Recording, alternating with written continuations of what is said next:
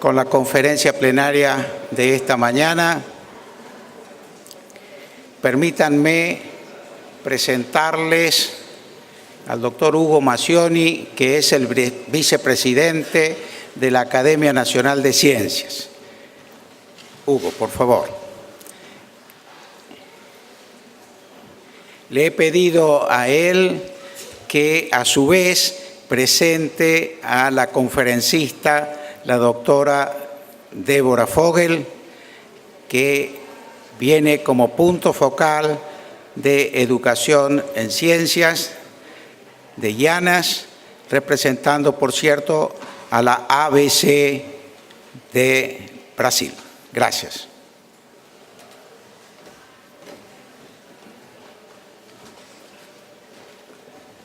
Buenos días. Gracias, Alfredo. Antes de hacer la presentación de la doctora Fogel, quiero hacer un pequeño anuncio para mencionarles que este libro acerca de los premios Nobel que ha elaborado el doctor Eduardo Klinger Previda, que es el punto focal de Santo Domingo, está disponible para la venta en la Secretaría de la Academia, para quien quiera y tenga interés. Está disponible allí, pueden pasar a adquirirlo. Bueno, y ahora con mucho gusto voy a presentar a la conferencista de la tercera conferencia plenaria de este evento, la doctora Débora Fogel, quien es graduada en Biología en la Universidad Federal de Río de Janeiro en 1987, tiene un maestrado en Bioquímica en el mismo instituto, en el Instituto de Química de la Universidad de Río de Janeiro, y es doctora en Bioquímica por el Instituto de Química de esa misma universidad. Realizó un postdoctorado en la Universidad de Illinois bajo la supervisión de los doctores Gregorio Weber y Anthony Croft. Eso fue alrededor del año 1992. Debo mencionar acá el nombre de Gregorio Weber, es un argentino que ha difundido realmente, básicamente, las técnicas de espectrofotometría, de fluorescencia, son técnicas que se usan en este momento para el estudio de macromoléculas, particularmente proteínas, y hay una cantidad de discípulos distribuidos por Latinoamérica que han pasado por las manos de Gregorio Weber. Actualmente Débora es profesora titular de la Universidad Federal de Río de Janeiro en el Instituto de Bioquímica Médica, que lleva el nombre de Leopoldo de Meis. Y acá me quiero también detener un segundito, porque Leopoldo ha sido otro de los grandes difusores de la bioquímica en Latinoamérica, a quien también he tenido el placer de conocerlo personalmente, y realmente una persona que se ha ganado un nombre en Latinoamérica como un gran difusor de la bioquímica. Débora es experta en el área de bioquímica, con énfasis en química de macromoléculas de proteínas, actuando principalmente en los temas de conformación y agregación proteica. Este es un terreno de la biofísica muy activo en este momento, porque una cantidad de enfermedades neurológicas, que colectivamente denominadas agregopatías, son de un gran interés en la población, debido a que, son enfermedades que transcurren con la edad y como la edad se ha extendido, hay una incidencia muy grande en este momento en esas patologías, por lo tanto hay un gran interés en descifrar qué está pasando con la agregación de proteínas en estas situaciones. Actualmente Débora es investigadora 1A de la CNPq, que es el Consejo Nacional de Desarrollo Científico y Tecnológico de Brasil. Es miembro de la Academia Brasileña de Ciencias, como acaba de decir el doctor Tirao.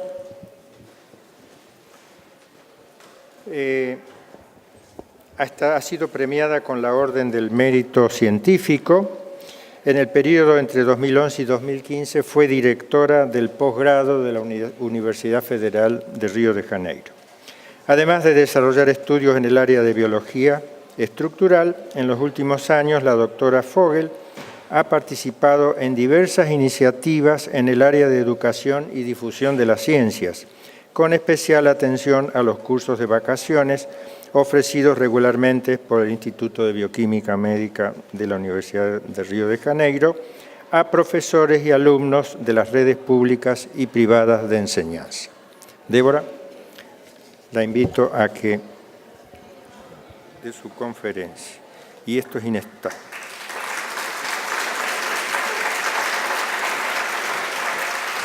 Esto es un poco inestable, así que lo va.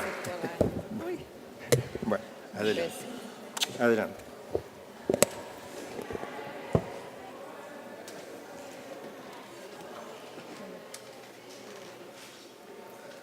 Bueno, buenos días a todos.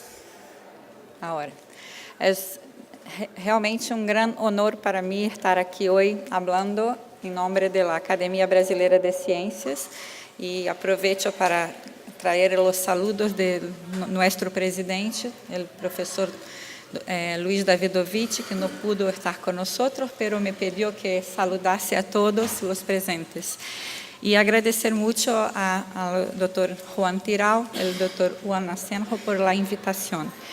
Eu empeço primeiro pedindo muitas desculpas, vou falar o melhor espanhol que ainda sei. E, na verdade, me sinto muito em casa porque tenho muitas raízes e muita afinidade, muita querência por este país. Uma delas, a principal causa é que meu padre é porteño, é de Buenos Aires, então passei parte de minha infância neste país. Meus abuelos viveram acá e se morreram acá em Buenos Aires. Então, para mim, é minha casa.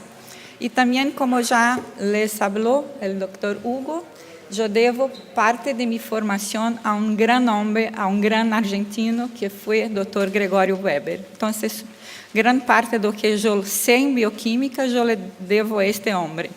Então, eu sou impregnada de Argentina por todos os lados. Muitas graças por a invitação. Hoje vou falar um pouco de... eu vou mostrar a próxima. Desculpe. Opa. Muito bem. Bueno, eu preparei minha charla basicamente em duas partes. A primeira, eu vou mostrar um pouco de alguns indicadores que a mim me preocupam e que gostaria de compartilhar com vocês. São indicadores educacionais de Brasil, mas também de nossos países de Latinoamérica. E também, na segunda parte, aí eu vou apresentar algumas ações que estão em curso em Brasil. Algumas de elas são capitaneadas, são promovidas por a ABC, a Academia Brasileira de Ciências, e outras são promovidas por membros da academia. Bueno, então, empiezo entonces com um tema que para mim é muito importante, que todos nós sabemos, vivimos todos os dias a questão das desigualdades que temos em nossos países. E empiezo mostrando este mapa, que é um mapa do mundo, está colorido segundo um índice, que é o índice Gini, que é um indicador que mostra a diferença entre os mais ricos e os mais pobres. Então, só para quem não está conseguindo mirar a escala, acá em colores mais laranjas são os países mais desiguais, onde há uma grande diferença entre as populações mais pobres e os mais ricos. Bueno, quando miramos acá nós estamos muito centrados com esta color. E as regiões mais ricas do planeta, a diferença, a desigualdade é muito menor e, portanto, o índice é cerca de 1. 1 é o paraíso, desigualdade, nenhuma desigualdade, um país simétrico. Penso que todos que estamos acá temos um sonho. O sonho que todos compartilhamos é colorir, dibujar o color purple, né, para que nós tenhamos menor desigualdade. E penso que isso é o que nos une. Pero para que o mapa, para que possamos pintar esto de rojo, no es rojo, ¿cómo se llama? Violeta, perfecto, el nombre de la flor, violeta. Para que possamos pintar el violeta, el mapa, penso que só há uno o dos caminhos em nossos países. Se uno tiene el dote de jogar bem futebol, pode ser um Maradona, pode ser um Neymar e ascender em la vida. Pero nosotros no todos temos o dom de la bola. Então, só nos resta um único caminho, que é a educação. Então, é a única maneira de colorir as Américas de violeta, é invertir em educação, e por isso estamos hoje aqui. Uma coisa muito importante que trago esse dado de 2006, dessa Comissão Internacional de Oportunidades em Educação. Nos países em desenvolvimento, cada dólar invertido para aumentar a escolaridade de uma pessoa em um ano, há um retorno de $5 na renda individual e $10 em saúde pública. Então, cada um dólar que uno invierte em aumentar a escolaridade de uma nação resulta em uma melhora individual, a pessoa é mais capacitada e tem profissões melhores, mas também há necessidade de menos investimento em saúde, porque a pessoa que é educada, obviamente, está menos exposta a problemas de saúde. Mire que nos países desenvolvidos, apenas cada dólar investido em aumentar a escolaridade resulta em apenas $1 a mais no ganho próprio do indivíduo e $2 em saúde. Isso mostra a importância da educação em nossos países, mais do que nos países desenvolvidos. O retorno é um investimento que tem um retorno imenso. E penso porque nossos políticos não têm isto escrito em sua parede e miram isto todos os dias, quando acordam e quando dormem.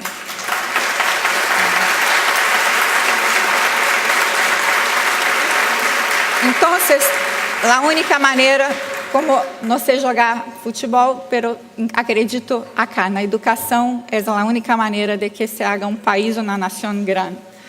Bueno, nesse particular, Brasil se esqueceu, se olvidou por muitos anos de invertir em educação. Aqui trago um gráfico do analfabetismo. ¿Se habla analfabetismo? Sí. Bueno, entonces, mire que no começo do século passado, Brasil, Espanha, acá está a Argentina, muito melhor que quando compara com a Espanha e Estados Unidos. Claro, tinha muito pouco analfabetos. Tardamos muito, mire que coisa terrível, na tartaruga, na tortuga. E hoje, hoje podemos dizer que resolvemos muito a questão do analfabetismo e temos no país algo como 10% de pessoas ainda que não sabem ler ou escrever. Mas quero chamar a atenção, o Brasil tem 210 milhões de habitantes. 10% é um Chile, é uma Bolívia que temos que educar ainda. O Brasil ainda tem um país para trazer da cegueira profunda para que saibam ler e escrever. Então, esta é uma missão que todos os brasileiros temos que terminar com isto acá. É uma deuda que temos com os brasileiros. Bueno, acá, então, pero as coisas cambiaram. Desculpe. Acá le mostro, pero felizmente a educação no Brasil vem se democratizando nas últimas décadas. Democracia da educação significa mais pessoas estão em las escolas. Tuvimos acá, mostro o crescimento do ensino secundário e terciário, as universidades, Miren que tuvimos aqui como uma década perdida, que nada passou, não houve nenhum programa nacional para levar as pessoas para... E tampouco, mire, a desigualdade não se cambiou. Era muito alta em Brasil e nada se passou.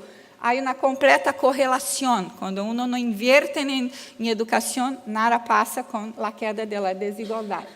Felizmente, mais agora, nos anos 2000, houve grandes investimentos e políticas nacionais para levar os jovens para o ensino secundário e, sim, tivemos crescimento muito acelerado, ainda muito despacio no ensino terciário e, mire, a desigualdade se está caindo.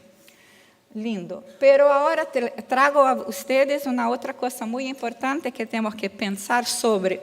Esses são dados da OCDE, da Organização de Cooperação e Desenvolvimento da Educação, são dados muito recentes, e aqui está mostrando a educação terciária está se tornando a regra, a norma.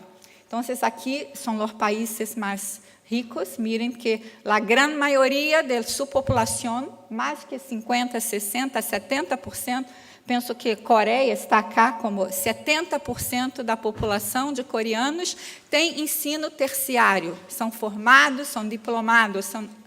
Mire o que passa com nós outros, estamos todos aqui confinados, Brasil, Cuba, Costa Rica, Chile, México, Argentina, estamos acá com Índia, acompanhados. Nós temos apenas Brasil algo como 15%, Argentina pouquinho melhor, Chile como 30%, e a grande maioria de nossos povos ainda não vão à universidade. Esta é a segunda deuda que temos com os jovens de nossos países. Temos que pô-los em la universidade. Bueno, então, falei pouquinho da quantidade. Mais educação secundária, mais jovens na universidade, mas agora vamos mirar a qualidade da educação, que é um outro olhar, um outro problema. Como estamos em qualidade? Bueno, aí temos vontade de chorar, muito. Então, acá trago também resultados de PISA, que é o programa de Student Assessment, que é uma prova, um exame mundial, fazem com os niños de 15 anos em vários países. Acá não tenho, infelizmente, os dados para todos os nossos países de IANAS, mas temos aqui, eu ressaltei nossos hóspedes, Argentinas, Brasil.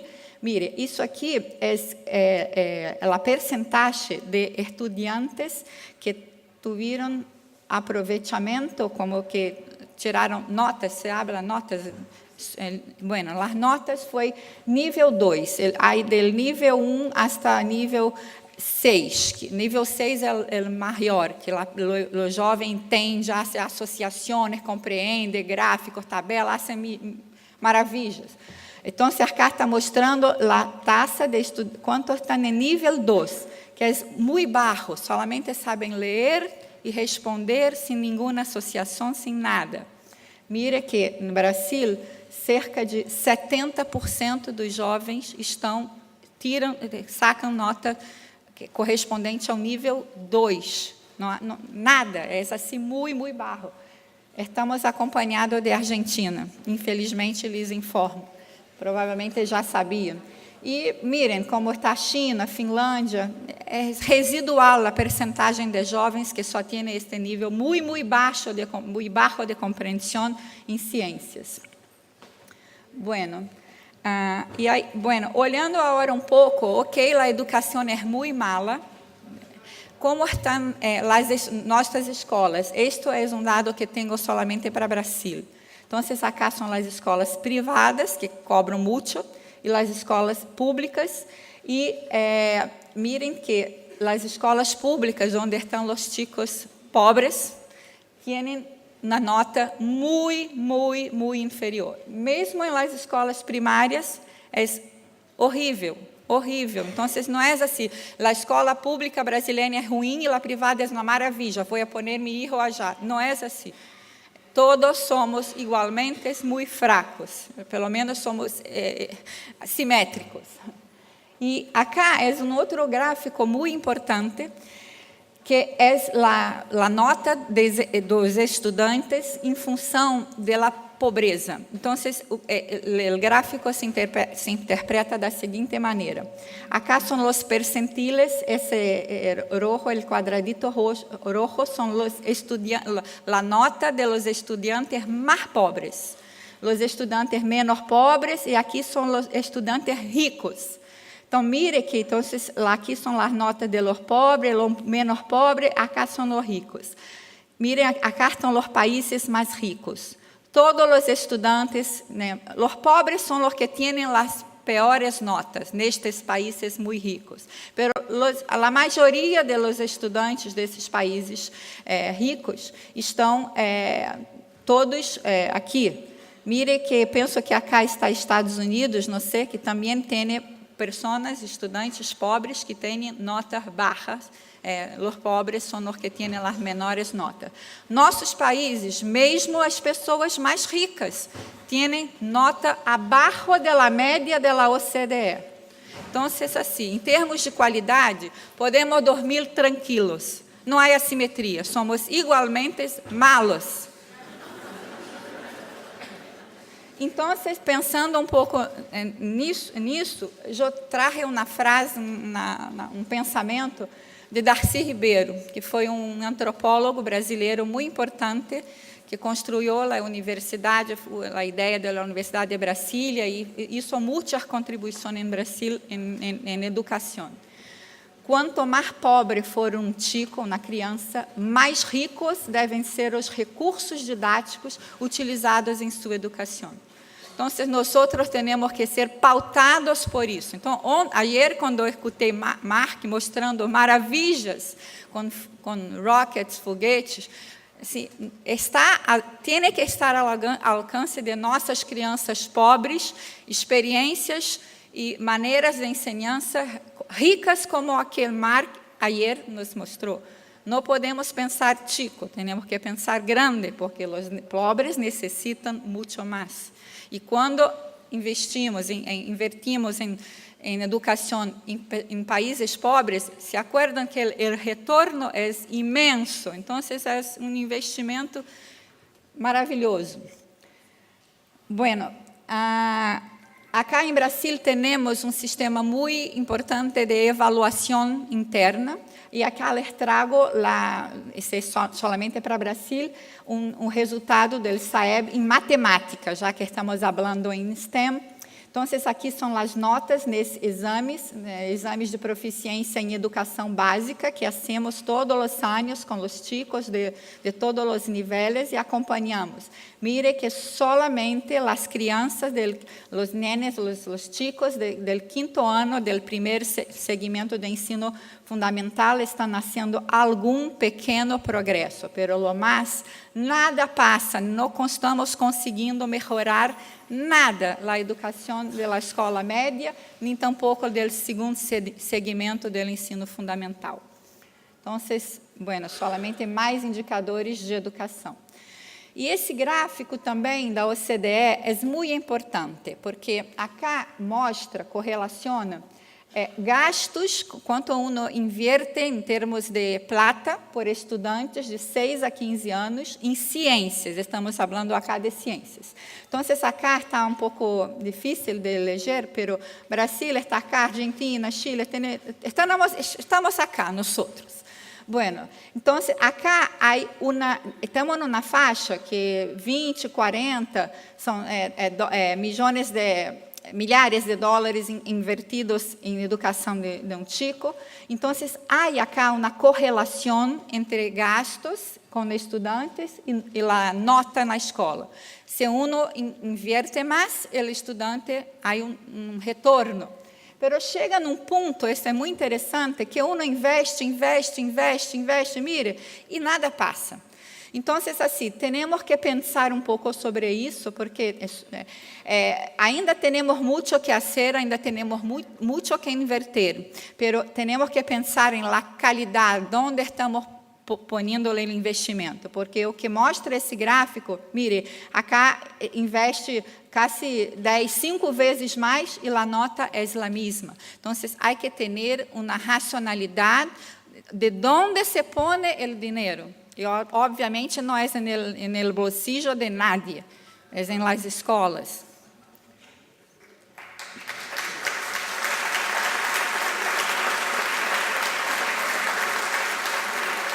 Acá os mesmos dados para São Paulo. Acompanhamos isso. Esse é dado de professor que é acadêmico da Academia Brasileira de Ciências. Acá é a mesma coisa. São gastos por aluno, quanto se inverte, e a proficiência em matemática. Em diferentes municípios, que são cidades, só de São Paulo.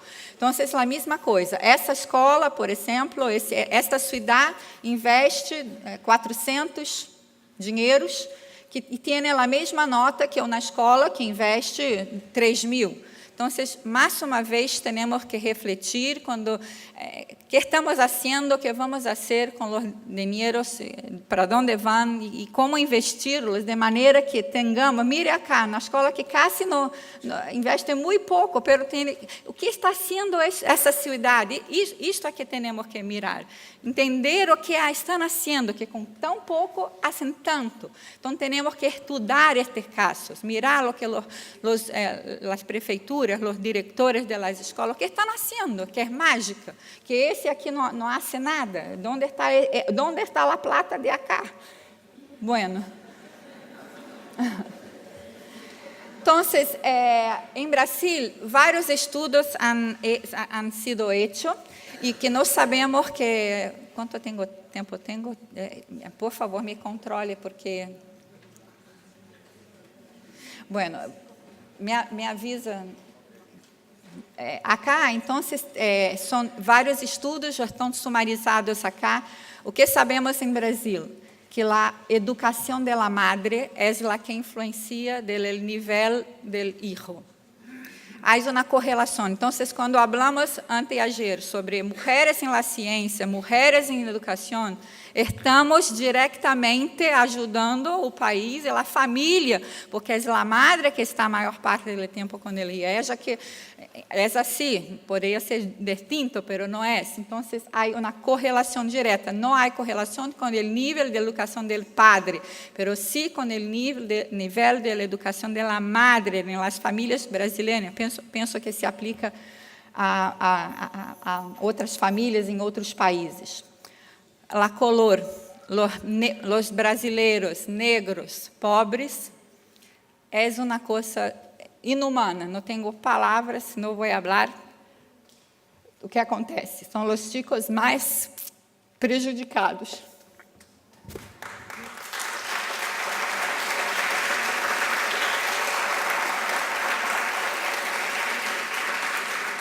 Se um chico se reprova muito, se queda represado, não é bueno, ele evade, sale da escola.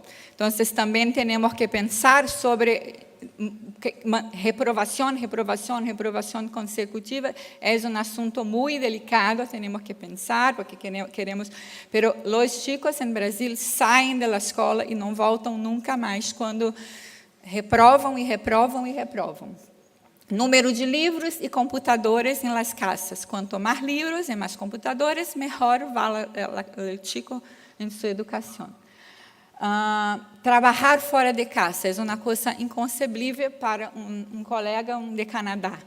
Os chicos em Brasil trabalham, eles estudam e trabalham fora, têm que ajudar sua família, ou têm que cuidar de los hermanos menores.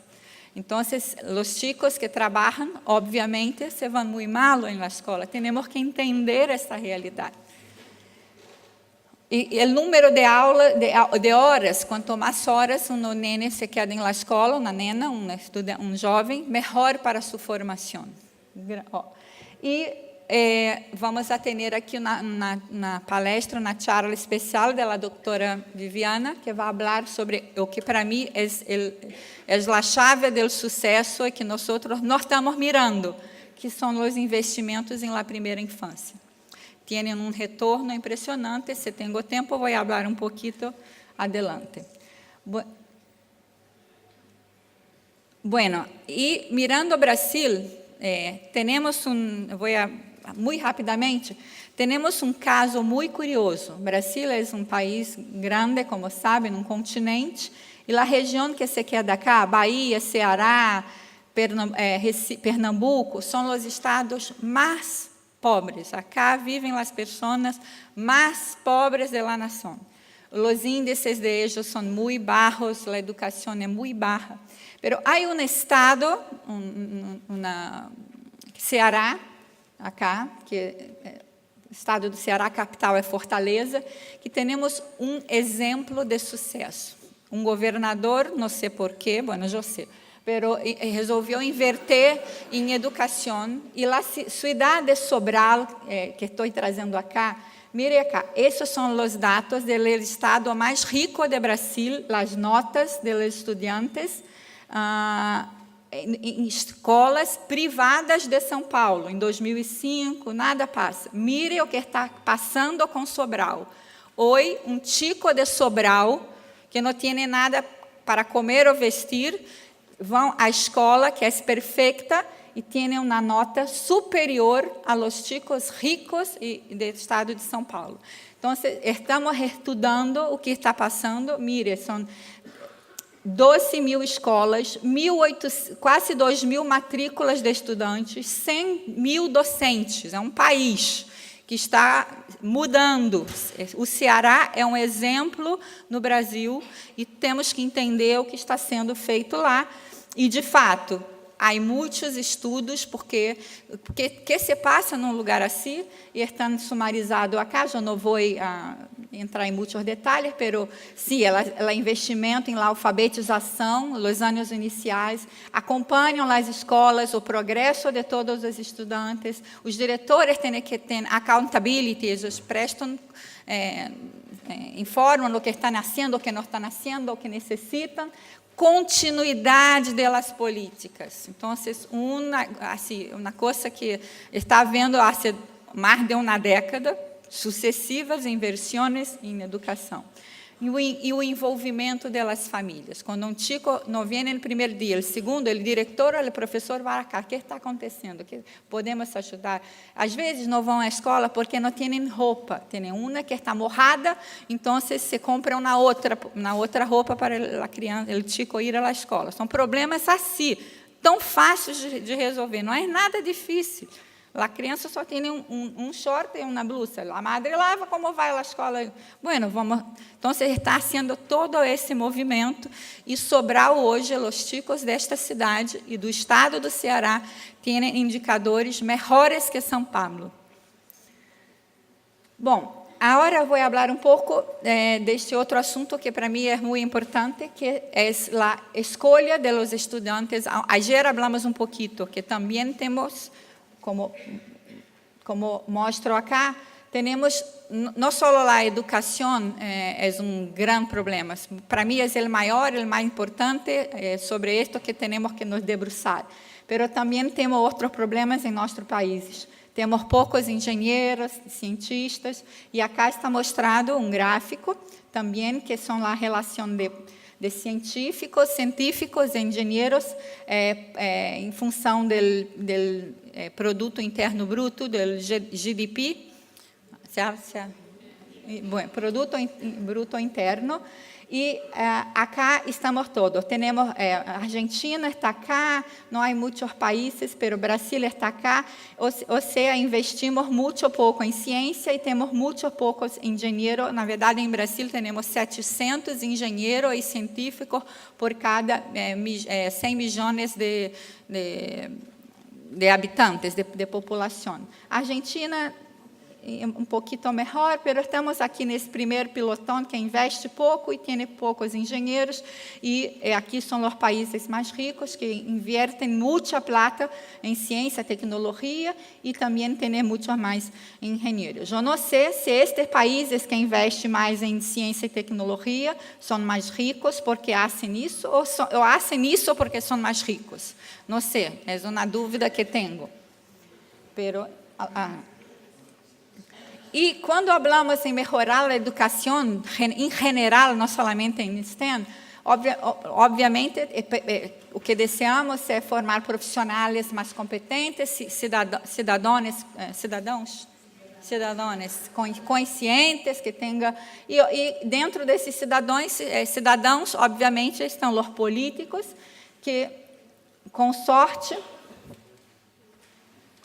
se forem melhores formados e vão inverter mais em educação, em ciência e tecnologia, mas também a educação, melhorar a educação tem outro braço, que é atrair mais jovens para as carreiras cientistas, porque nós precisamos de mais engenheiros, precisamos de mais cientistas. Então, está tudo muito conectado. Melhorar a educação, se forma melhores cidadãos, e também, se temos uma educação atrativa, temos a sorte de atrair mais jovens para nossas carreiras. Bueno, e todo isso resulta em nações prósperas, justas e ambientalmente respeitosas. Não podemos esquecer do ambiente. Bueno, acá está uma coisa que para mim é surpreendente.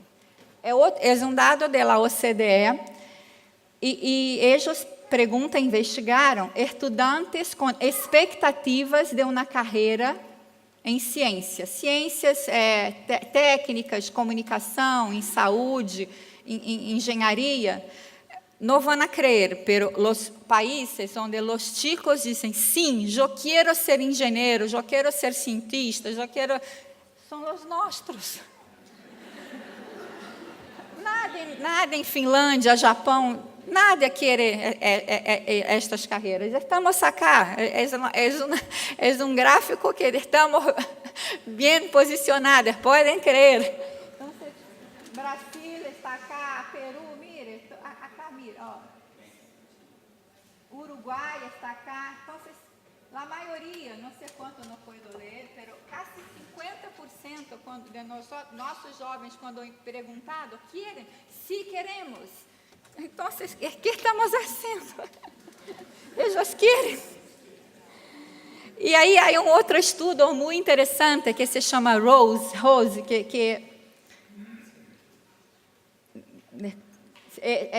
esse trabalho é muito interessante, é um pouco velho, tem uns 7 anos, de 2010.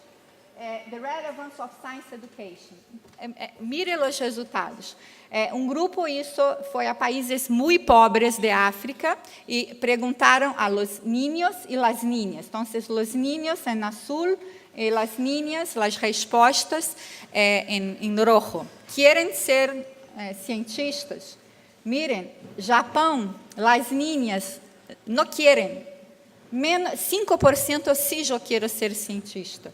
Os meninos um pouco mais. Então, aqui mostra claramente que há uma diferença entre os sexos. As meninas querem muito menos.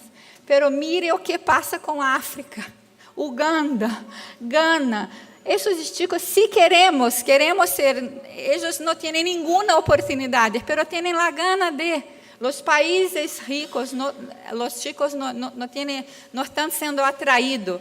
E a verdade é que, se isso é um problema, a Europa, há um reporte, Europe needs more scientists. Eles se reuniram para se debruçar sobre este problema e han escrito num reporte para que vamos fazer para atrair mais jovens, porque é uma coisa muito grave no continente europeu.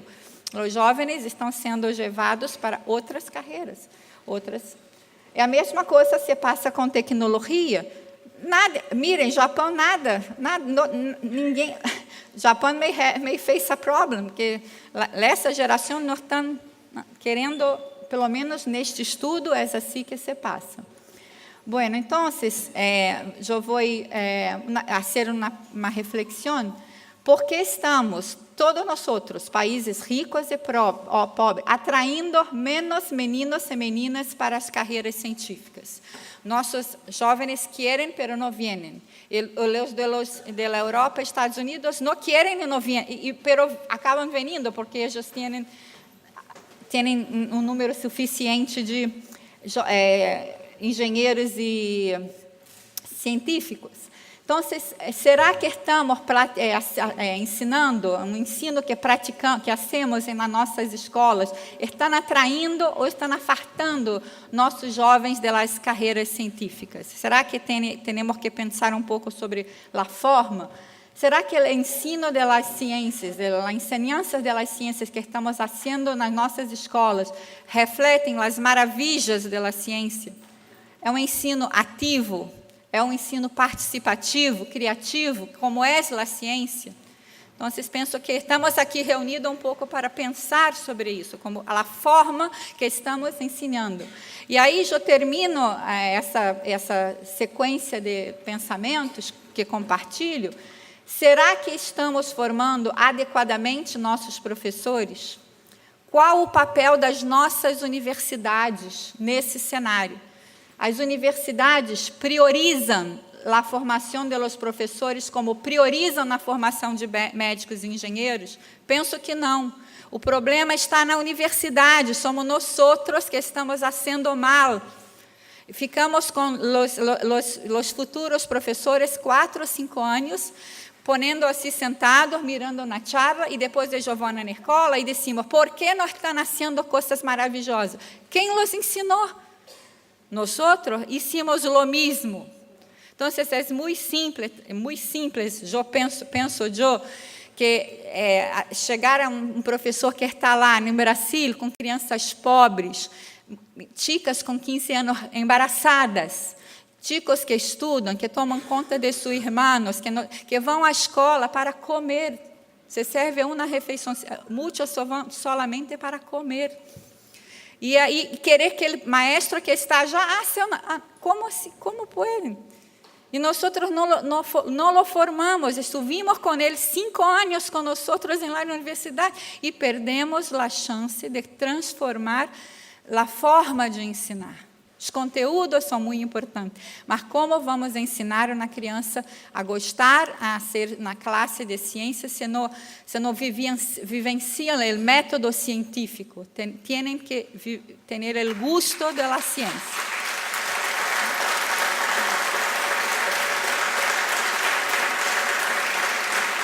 Marcos, quanto tempo eu tenho? Vou acabar. Bueno, entonces voy a encerrar ahora, mais 5 minutos.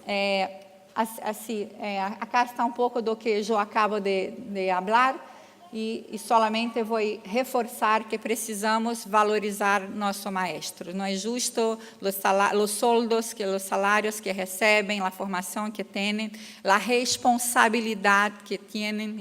O futuro de qualquer país está nas mãos de vocês. Então, é uma grande responsabilidade.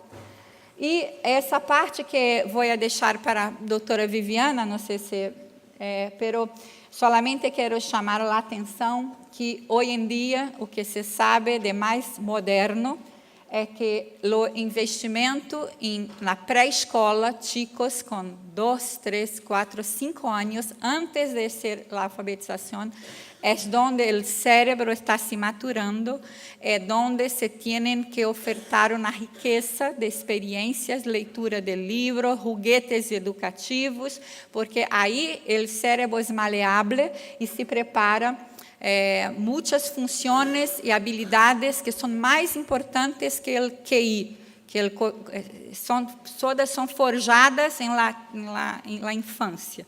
Nós não prestamos muita atenção em las guarderías, pero agora todos estão mirando e invertindo nesse segmento da educação. Acá solamente para...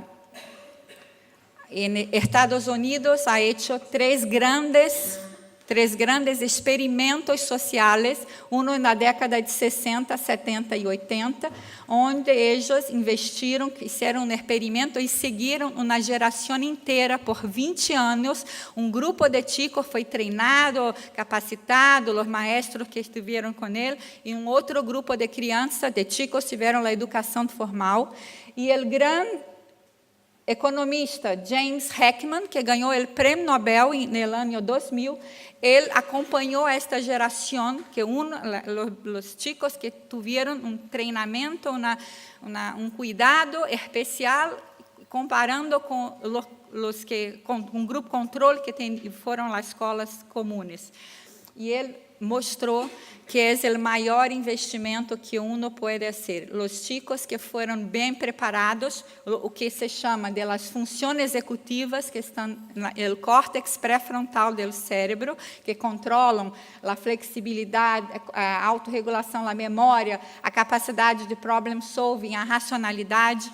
Então, essas funções são trabalhadas na infância, e ele seguiu 30 anos essa geração, e ele mostra que as crianças, os chicos que foram bem trabalhados, bem treinados, não iam a crime, não eram drogados, não tinham nenhum envolvimento, não se quedavam embaraçados. Então, não é que eram mais inteligentes ou grandes, não, eram pessoas que estavam mais preparadas para o que é mais importante.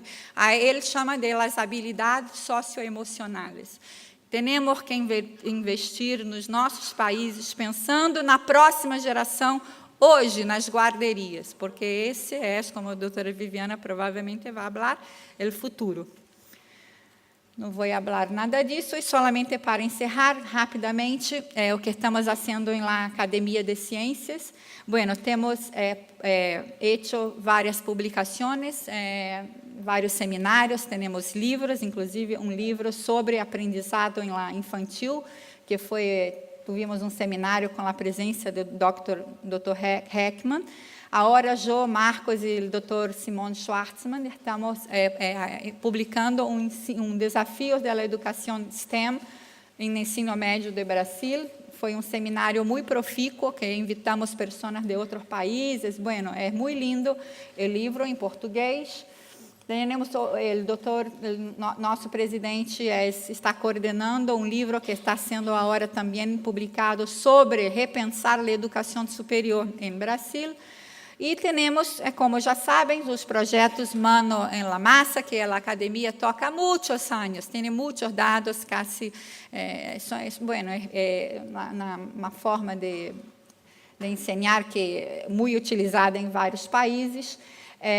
Não vou mostrar essa parte, e solamente vou terminar falando sobre uma nova iniciativa que estamos criando em Brasil, que é uma network, uma rede de ciência, Rede Nacional de Ciências para a Educação. Não é educação científica, é ao contrário, é a ciência a serviço da melhoria da educação. Então, não vou falar, o que queremos é fazer uma ponte entre a ciência, os científicos brasileiros, de que maneira, em seus laboratórios, unos que trabalham com linguísticas, com neurobiologia, com economia, de que maneira podemos utilizar parte do nosso tempo e do nosso esforço, fazendo estudos que podem melhorar a educação brasileira. Então, eu estou coordenando junto com Roberto Lente, que é um grande neurocientista brasileiro. Somos um grupo muito pequeno, não vou falar acá. Há milhões de publicações falando sobre os impactos da ciência para a melhoria da educação. Hoje somos mais de 100 pesquisadores. Mirem lá a área, linguística, educação, neurociências, psicologia, farmacologia, espalhados por todo o país. Temos trabalhado juntos, temos hecho muitas publicações, alfabetização, competências, sociologia, fatores fisiológicos que influem na aprendizagem. Temos feito muitos encontros, e agora estamos investindo muito tempo em fazermos cursos online para os professores, cursos em neurociências, porque entendemos que nas licenciaturas, na formação dos maestros, há muitas lacunas que não são preenchidas com conhecimento. Em Brasil, um maestro recebe uma criança que não olha, que não vê. Estou aluno, mas nadie lhe preparou para lidar com essa criança. Então, estamos tentando...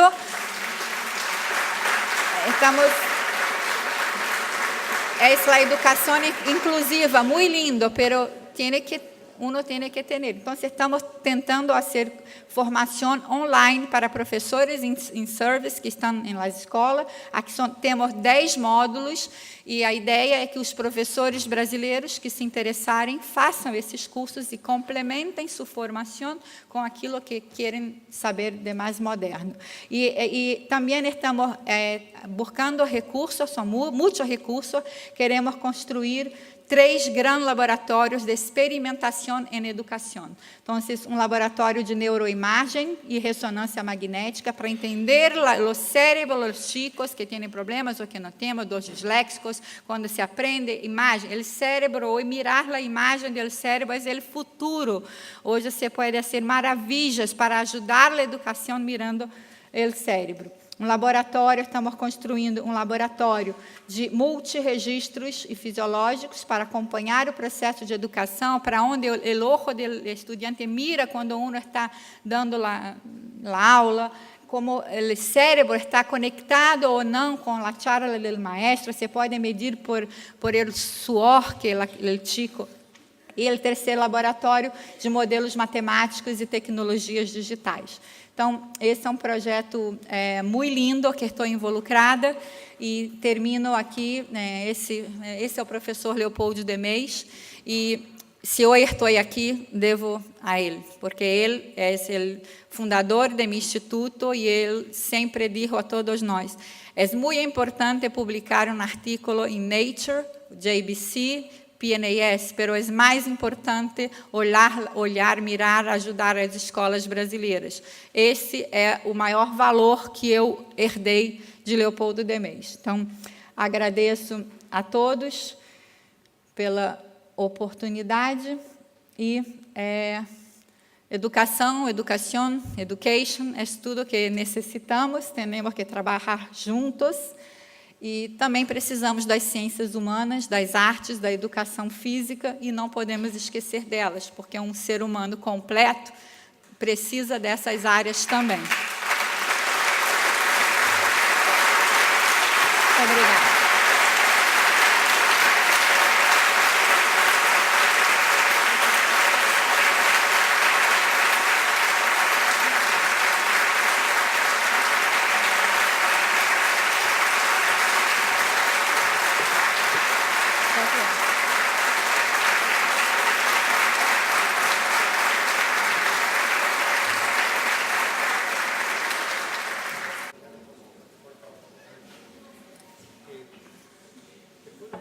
Claro, eu te dou, Hugo. Acá tem, né? Sí, claro, por supuesto. Sí, buenos días y muchas gracias por su presentación. Quisiera preguntar lo siguiente.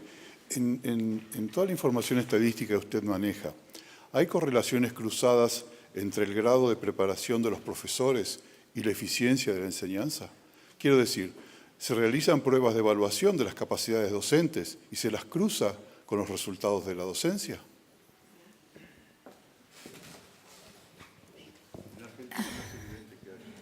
En Brasil no hay ninguna evaluación de los profesores, no hay. Es un asunto muy complejo. No Brasil, así, tenemos un sindicato muy fuerte de maestro y es muy difícil entrar, enfim, hacer una discusión verdadeira e real com os maestros e como podemos mensurar isto. Não há em Brasil, até onde eu... En Argentina, por primera vez, junto con el Pruebas Aprender, que es una evaluación de los niños, se ha dicho que se va a realizar por primera vez una evaluación de docentes. Lo que no está claro es si la evaluación de los docentes es por ellos mismos o por evaluadores independientes. Sim. Pero uma coisa que se sabe, e essa sim, não há nenhuma dúvida, quanto melhor o professor, o maestro, melhor... há uma correlação. Sí, pero contenido, assim, ter um bom contenido, eu acredito que um bom professor tem que saber de lo que habla. Não estou aqui para dizer que não, mas tem uma outra coisa que não sei que se pode evaluar ou medir no exame, que é a empatia, como o docente é uma coisa da amizade. Pero sí, los contenidos son muy importantes. Precisamos que todos sean muy bien formados. Sí, no tengo ninguna duda. Yo quiero los mejores profesores de química que saben mucha química para que estén con los alumnos, con física, biología. Pero tiene algo más.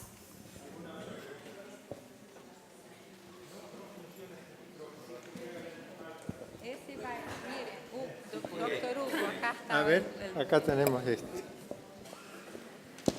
El problema de la evaluación de profesores es que, como estamos atrasados en formación de profesores, siempre quiere pegar un salto. Y entonces dice, vamos a evaluar los profesores y vamos a subirles el sueldo según la evaluación. Yo creo que primero hay que pensar en subir el nivel de los profesores, primero hay que pensar en mejorar las condiciones de los profesores y luego en evaluarlos, porque todos se oponen a la evaluación, porque eso va a significar que no les van a aumentar el sueldo como deben. Perfecto.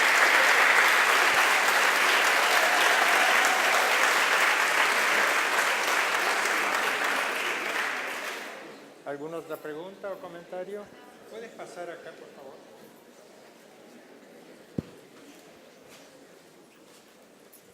Bueno, muchas gracias, Débora, por los datos que nos aportas.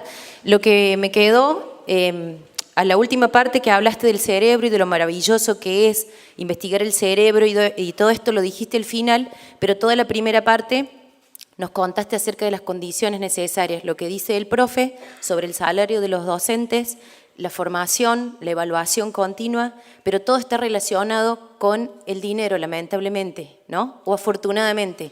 Creo que acá nosotros tenemos una pata, varias patas, que es la académica, la científica, los docentes, todos los compañeros que trabajamos a nivel primario, secundario, y nivel terciario, pero vos hablaste de invertir en educación y mostraste las correlatividades. Nosotros acá, ninguno de nosotros manejamos eso. Sí, votamos, ¿no? Pero no manejamos esa parte de investir. Creo que acá nosotros por ahí nos vamos con ideas de, bueno, voy a hacer esto, voy a hacer aquello otro, pero las variables son muchísimas y son complejas.